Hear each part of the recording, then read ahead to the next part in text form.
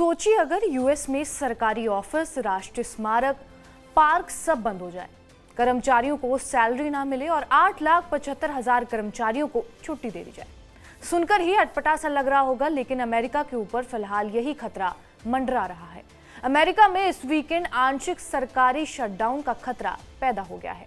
ये मुश्किल ऐसे समय में खड़ी हुई है जब लाखों अमेरिकी क्रिसमस छुट्टियों के सीजन में ट्रैवलिंग का प्लान बना रहे हैं। दरअसल प्रतिनिधि सदन यानी कि हाउस ऑफ रिप्रेजेंटेटिव ने नवनिर्वाचित राष्ट्रपति डोनाल्ड ट्रंप द्वारा समर्थित व्यय विधेयक यानी कि आपूर्ति विधेयक को अस्वीकार कर दिया है। इससे आंशिक सरकारी शटडाउन की संभावना और भी ज्यादा बढ़ गई है।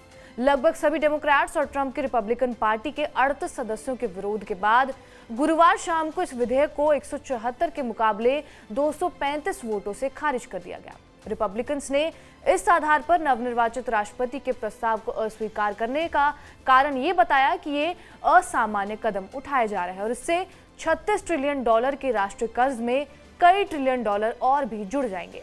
रिपब्लिकन की अगुवाई वाला ये विधेयक सरकारी शटडाउन से बचने की अंतिम कोशिश था। इससे पहले के खर्च पैकेज को ट्रंप, नवनिर्वाचित उपराष्ट्रपति जेडी वैंस और टेक्नोलॉजी दिग्गज एलन मस्क के विरोध के कारण अंतिम समय में ही रोक दिया गया था। बिल के 174 वोटों में से 235 के मुकाबले विफल होने के बाद रिपब्लिकन हाउस के स्पीकर माइक जॉनसन ने कहा कि वो शुक्रवार को आधी रात में सरकारी फंडिंग समाप्त होने से पहले एक और सॉल्यूशन लेकर आएंगे। लेकिन आखिर ये सरकारी शटडाउन होता क्या है? सरकारी शटडाउन तब होता है जब कांग्रेस यानी कि संसद सरकार को अस्थायी या फिर ज्यादा स्थायी रूप से फंडिंग करने वाला कानून पारित नहीं करती है और ऐसे बिल पर राष्ट्रपति द्वारा साइन नहीं किए जाते हैं। अगर कांग्रेस इस प्रस्ताव पर शुक्रवार से या फिर उससे ज्यादा स्थायी व्यय उपाय को मंजूरी नहीं दे देती है तो पूरी तरह से संघीय सरकार बंद हो जाएगी।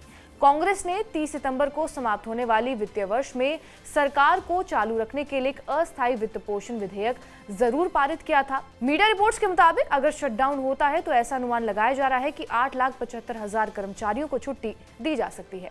हालांकि 1.4 मिलियन कर्मचारी काम करना जारी रखेंगे क्योंकि उन्हें जरूरी काम का हिस्सा माना जाता है।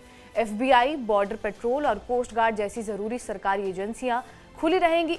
परिवहन सुरक्षा प्रशासन के अधिकारी एयरपोर्ट की चौकियों पर तैनात रहेंगे और अमेरिकी डाक सेवा भी प्रभावित नहीं होगी क्योंकि एक स्वतंत्र एजेंसी है।